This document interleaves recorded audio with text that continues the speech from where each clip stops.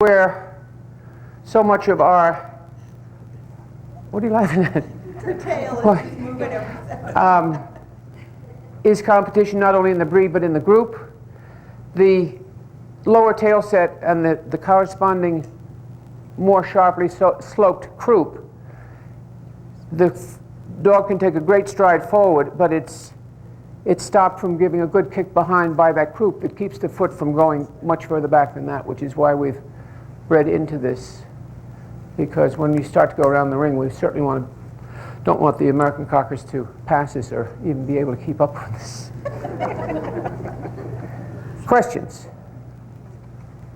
Top line is just slightly sloped. It's not an Irish set of top line. Good boy. Good boy. He says, I know she's going to pull my tail, and I did. Yes, that's a good boy. Yes, you're a good boy. He has a beautiful spring of rib, a short, muscular loin, and that must be muscular. Even when you're 10 years old, it must be muscular, yes. Forechest, these front legs must be set back underneath the highest point of the shoulder so that you've got a forechest out in front. If you have an upright shoulder and a straight forearm, they're going to drop straight down like a smooth fox terrier, and that's not what this breed is all about. In order to have a freedom of length of stride in the front, you've got to have a forechest. This whole shoulder formation has got to be as far back on the dog so that it has a forechest. And always feel that forechest when you're going over an English Cocker. Question? Yes? So sometimes you see a beautiful dog that's stacked very well, and yet the front, once he's moving, is going like east and west, sort of, and if he free stacks by himself, when he stacks by himself and he's not set up by the handler, and he has this east-west thing going on, what is causing that? Is it in the forechest itself, or is it in... It's probably in the fact that from here down in the pasterns, the feet turn out. Yeah. The lack of forechest in moving shows up more from the side, in that the dog will lower its head even more. They're not poodles. They're not supposed to carry their heads up this way. Well, in order to try to get that leg out in front of them, get a free stride, so that when this hind foot comes through to put its paw print on top of that paw print, that it gets out of the way of it. Something I wanted to say about... Yes, I know you're wagging your tail. I know you're wagging your tail. And also, you don't want them stretched out like this behind. Your standard reads that it should have a well-bent stifle, but it doesn't mean that the legs should be out here. They should be here, almost where if you look at it, they don't stand out much beyond their pin bone here, and still have that nice bend to stifle, and a pretty shoulder to go with it. So that allows them to move nicely from the side, soundly coming and going, and keep going in the field as long as possible. Yes? Well, she knows who she is. Yeah. She knows who she is. She's a good girl. We've talked about spring of rib, and we've talked about coat, and we've talked about temperament. I have to, these are all very well depicted in here. Forelegs straight, very little bend in pastern, ending in pretty little feet. Yes, you're a good girl. The colors, the gait. When I was showing English Cockers back in the 50s, they were not the show dogs that they are today. They didn't get in the ring and say, oh boy, here we are, and we're going to go around the ring like bats out of hell, and this is going to be fine. My first best in show dog was Comanche, and I showed him he was shown for quite some time. And he got to a point of where he'd go into the group ring, and he'd go around the group because he could follow somebody. And when it came time for his individual, he would set up, and the judge would go over him, and everything would be fine. And we'd go to move, and Comanche would say, I'll stay here. I've been down the back before. I'll stay here and wait for you. You go down the back. They just got to a point that they said, ain't going to do it anymore. But with people like this lady here, and Bonnie, and a variety of people, Ginny, Line, and Kathy, who have had multiple wonderful showing English Cockers, they start them when they are babies, and I'm talking about 6-week-old babies. If by the time a puppy is 10 weeks old, if it's not looking any higher than your knees, if it's not looking up in your face to find out what you want them to do, it's got to go to a pet home, because this is part and parcel. They have got to want to please you, not train you to please them. And I think that says it all, doesn't it? When was she first on the lead? Very early. Yeah, probably by 8. Barely dry out of the womb. And what about him? Same thing. Good boy. Sit down like a good boy. Look out there at those people. Show them what a nice dog looks like. Don't look at me. That was a hairy eyeball, I'll tell you.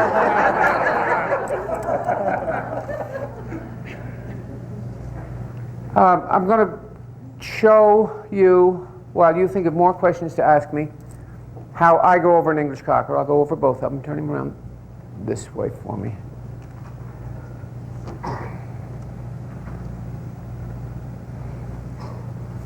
Yes? Could you speak also about markings as far as what they can do? Yeah, I will. When I approach a dog, look at it, and I judge English Cockers on the table. I take snapshots of it in my head, standing on the table, and I see where I would rather have him set up and stuff like that. But I just get an idea of what he's all about. I come up and tell him he's a good boy. Look at his head.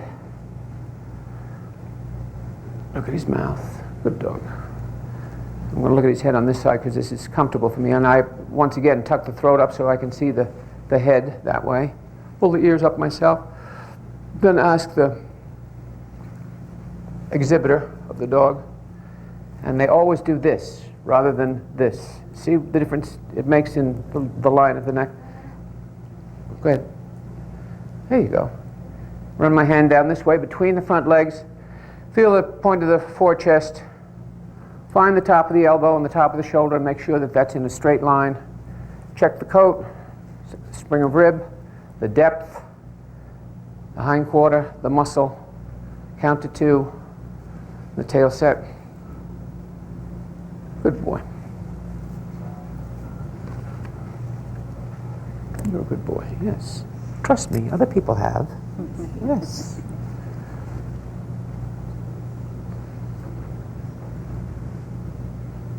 See, that's so much prettier looking at it this way than this way. And if you have to have a little bit of throat, because if you didn't, they couldn't put their heads up. It's like you have to have a little bit of space between your shoulder blades because they stoop to do their work, to pick up their bird. Come here a minute. You, sir. Put your finger in there. You got it? Okay. Now, if she's going to pick up a bird, those two bones come together. So these people that want them right tight together, that's not good for function. That's a fault. She's got that much of a hand length underneath her. Her elbow's right. Got a very good acquaintance with the floor of her chest.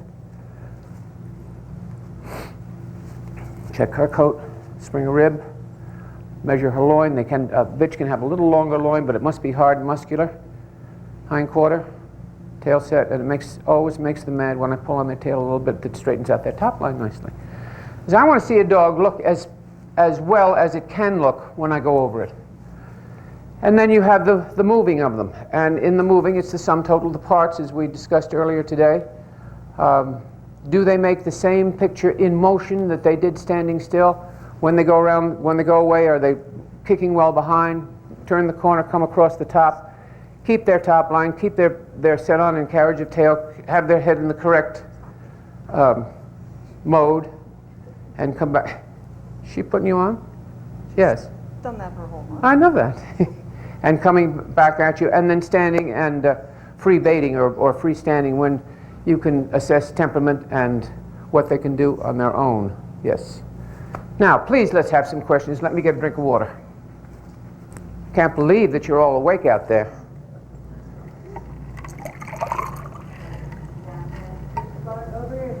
Yes. Oh, Johnny. It says on the hindquarters, angulation moderate and most importantly in balance with that of the forequarters. Can you go and sort of explain that in language? I thought I had, because I think what it means, Johnny, is that they don't want this kind of a hindquarter way out behind them like an Irish setter, that the hindquarter sets right there and that the angle is present in there, and it's the same angle that you have up here in your front. Okay? Next. Yes, ma'am. How much deviation from level planes is acceptable?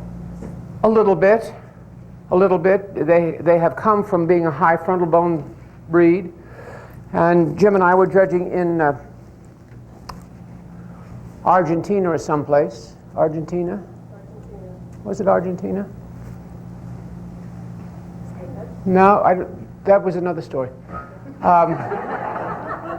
Maybe Argentina. And somebody showed a very handsome orange, liver-roan dog under me. And as I went over him, I went over this very high frontal bone, like this. Came up very high here, and then sloped off badly right here. And I did it a couple of times, and in very broken English, the man said, "It's okay, Mrs. Clark. It'll get more as he gets older. In South America, they want that very funny look to the back of the skull. And don't ask me why. I never was able to find out. Or if they explained it to me, they did it in Spanish or Portuguese, and I didn't understand what they're saying. But that's why we hope for as level a, as flat a top of the skull. So his deviation would be just fine? Yeah. You could, what I was talking about down there was, it was like it was mashed. Somebody took a mallet and mashed it there. Yes. We're doing better. Yes, we are. Questions? Have we got a couple more English cockers here that we can bring over and put the princess over there and put the prince consort over? Yeah, somebody. Go ahead.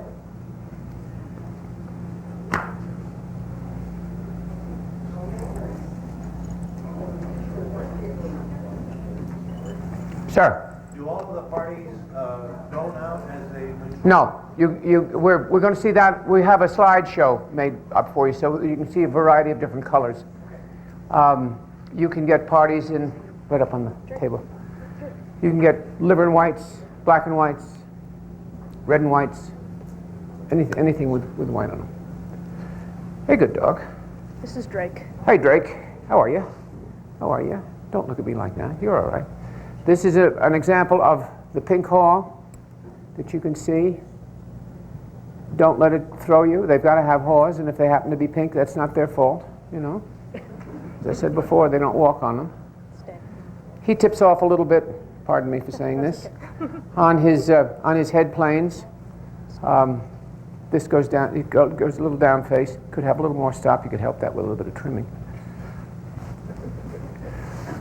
Got a good width of chest. However, does not really have a prominent forechest. Yeah. Sometimes you see these dogs with great things here, and you think, "Oh, isn't that good?" And you put your hand in there, and there's nothing. You have to let your fingers do the walking. It's a good boy. He's a healthy 17. About the size of Comanche was. Out there. So we're not going to want much more than that. No, you're not going to get much more than this. Okay. You're not going to get much more than this. And they don't look like springers or anything like that. They're just big English cockers when they're this size. They don't look like another breed. Hey, puppy. Hey, puppy, puppy, puppy. Oh, good girl. This is what to the other lady? Great-granddaughter. Great-granddaughter of the madam that was up here before.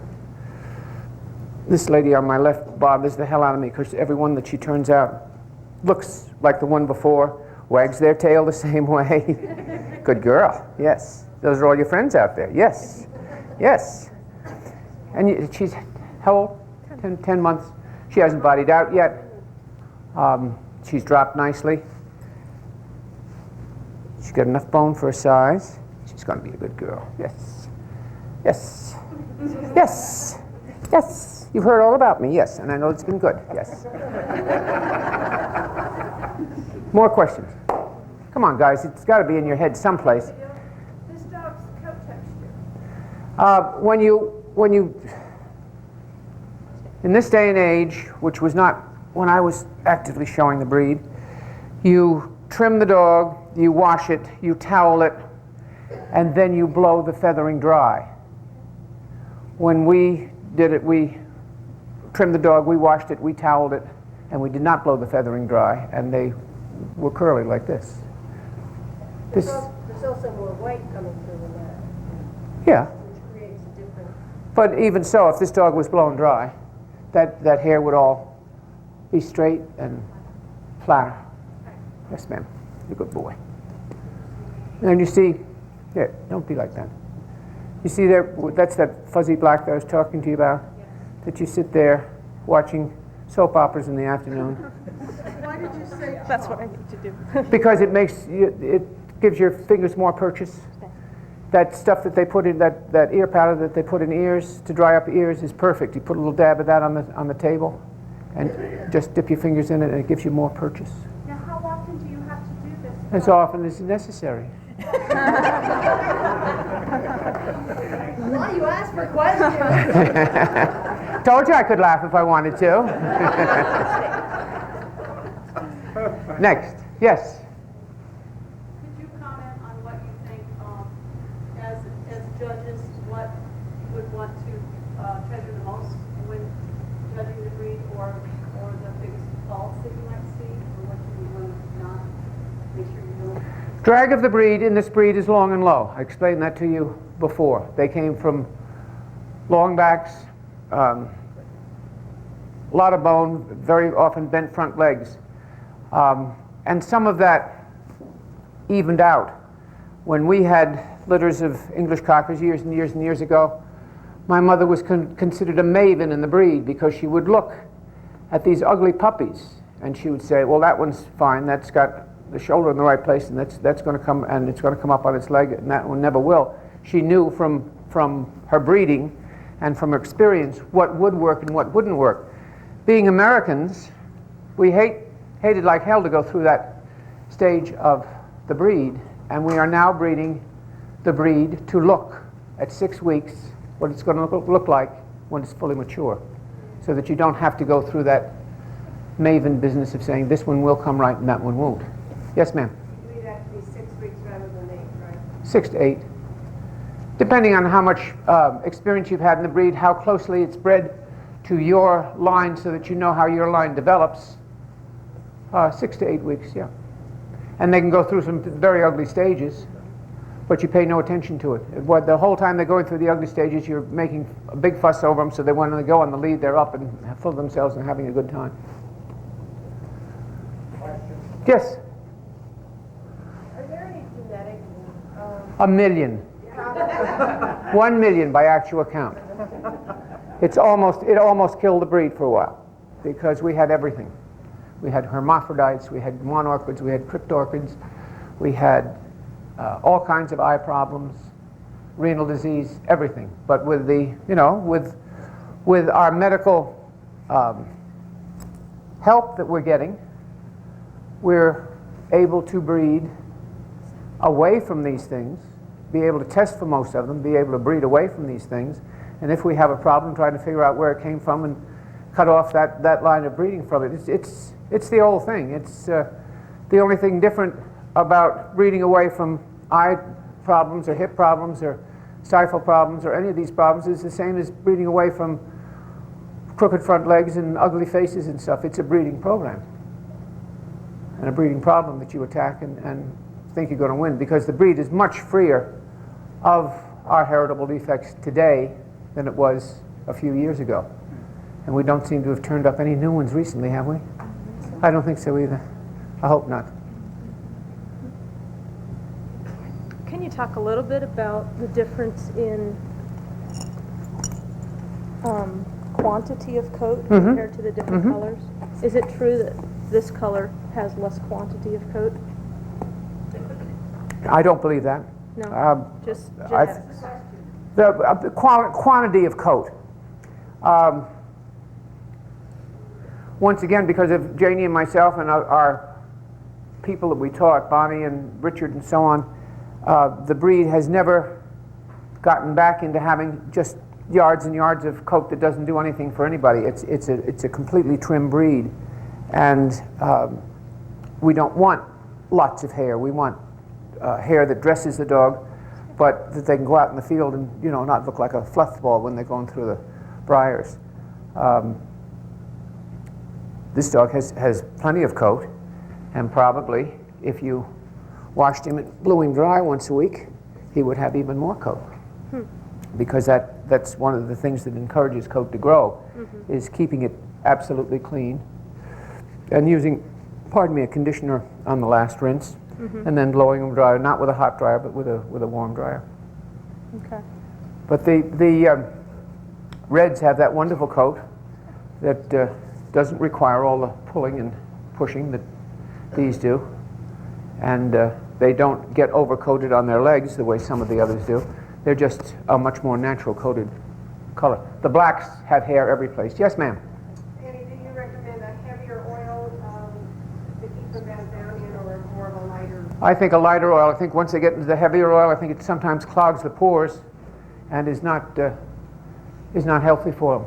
And if you're going to wash them once a week, just use the light oil and be done with it. Light conditioner, like we use on our own hair. That's all? Good. I have a function question. Good. I noticed in the film that we saw today that a lot of these dogs go in the water to retrieve game. As far as swimming, does their structure that is in the standards give them the ability to swim better as well as move better? It all works together. Poodles that are moderately angulated and absolutely square are wonderful swimmers if they like the water. Some poodles act like cats, like they've come down from cats. They wouldn't go anywhere near water. We had a wonderful strain of the Rimskittle Standard poodles that retrieve naturally and love the water. And we made a cross to Frank's dog in California that he did all the winning with, Executive, who had that wonderful side picture and carriage, which is where Ruffian got her look from in the ring. But that litter of puppies we had by him, half of them thought the water was wonderful, and the other half thought it was death. They wouldn't go anywhere near it. Throw their favorite toy in the water and they'd say, "You get it for me. I'm not going anywhere near that." Because we sold a lot of dogs as field dogs. Somebody said to us once, "Don't you ever have big, ugly standard poodles?" And I said, "Yes." And they said, "What did you do with them? What do you do with them?" I said, "We sell them for bird dogs down the Eastern Shore. Works out well." Yes? I was talking about the markings. Would you allow? Oh, yes. We're going to see markings on the machine, but I will say about markings that, and I said when I spoke this afternoon, was it only this afternoon? Stop. Take your monster. With any broken colored dog, make sure to look at both sides of the dog, because markings can be very, very deceiving. You can see a dip in the back, you can think of a dog as being a long back dog, all of those things. Walk around and look at the other side of them, because it may be a totally different dog on the other side, and a dog that you'd want to look at better than the judge's side. The off judge's side is very often more prettily marked than the judge's side. Okay, if you're not going to ask any questions, we're going to... Johnny. If you were going to change anything in the English Cocker today, what would it be? Or is there anything that you would change? I'd make them have less heritable diseases primarily. That's what I would start off with. And I would keep them at just the amount of popularity they have now, because it's just enough so that it's a cohesive bunch and they pretty much all talk to each other and try to figure out problems. And it's not, you don't find an English Cocker running down every street like you do American Cockers. No, I think it's a lovely breed, and I think it's right where it should be. And I think the heritable defects that the club has gotten interested in and interested all its members in and so on, and I think it's the way it should be. They're good in obedience, they're good in agility, Yes, sir. The genetic testing they're doing nowadays, Yeah. put any weight to it? Do I put any weight to it? Indeed we do. ABC? Oh, that I can't tell you, because it's not gotten long enough. It's not been around long enough so that I can understand it completely, but I'm sure that we wouldn't be doing it if we weren't going to, be seeing the fruits of all that testing. You're talking about the DNA work, yes. Would you throw a dog away that came back to see? I would put it in the pet home, yes, unless it was having epileptic fits or something like that.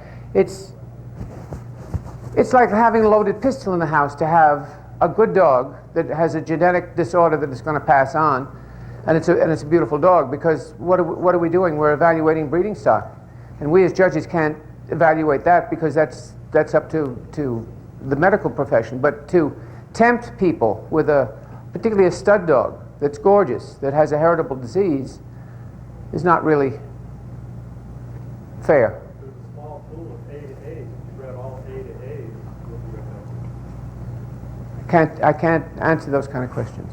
I can tell you how to trim something, but I can't answer those kind of questions. Anybody else? He was gorgeous until very, very advanced in age. Thank you. Bonnie showed him. Bonnie Proctor showed him. Bonnie Threlfell, and he did extremely well. Thank you. In the show ring, and he is, I believe, the top producer of all time. Blue Roan, his trademark was that white spot on his side. Mary Beth, are you doing this to keep me on my toes? Okay. Can you tell me who the next dog is? No. Okay. The next dog is a dog doing what he wants to do. It's not a bird he's after, it's a bumper, but he's bound and determined. I love that picture. That's intent. It's a man with a plan. This is better known as a black, white, and ticked color. One of my friends used to call it black, white, and tickled. The ticking being the black markings that run through the white. Handsomely marked head, short back dog. His front could be back under him a little bit more for the picture. Okay, now you can do it. There's a red dog, very similar to the red dog that we had here. Short back cobby dogs, ma'am? I was going to say, he looks like the dog we just had. Yes, he does. Very, very similar. Good bone and substance. You see, he's got a good rib right from here and a short, thick loin. Pretty head. Now that's a little bit more dreamy head than the dog we had here. Not that the dog that we had here had a bad head, but here your planes are very level. Nice stop. Black eye, black lips and pigment. Well set ear. The Reds sometimes have a higher set ear, but he doesn't. Next. Very handsome black dog. Now that's an eye expression for your whiskers, I tell you. Beautiful dog. He is black, I guess. Or does he got dark roan markings? It's black, okay. Is this a dog or a bitch, do we know? I think it's a bitch. Unfortunately, the lead is too tight under her throat. It kind of destroys that look there. But I think it's a bitch. Again, fairly decent planes, a little down-faced. Another pretty expression. Lovely big nose on this dog. You know, their noses are part of their work. You get a lovely big nose with a good open nostril like this. That's a sign of a dog that should do well in the field. Beautifully set ears. This is an orange roan. Very handsome dog. That little lightness that he has in his pigment, that's perfectly all right. It's when they have very pale pigment that you get upset about it. He's a dog with a lovely dark eye. Nice amount of stop. Good top skull. That's... Go ahead, you can go. The next is a head study of the goat of Capricorn. Beautiful eye.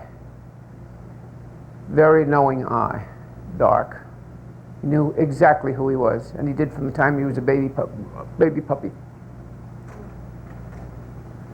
He's a black, white, and tan dog.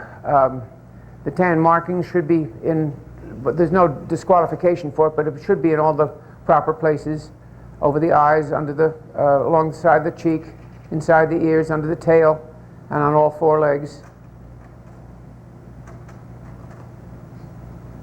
Okay. Is his muzzle short?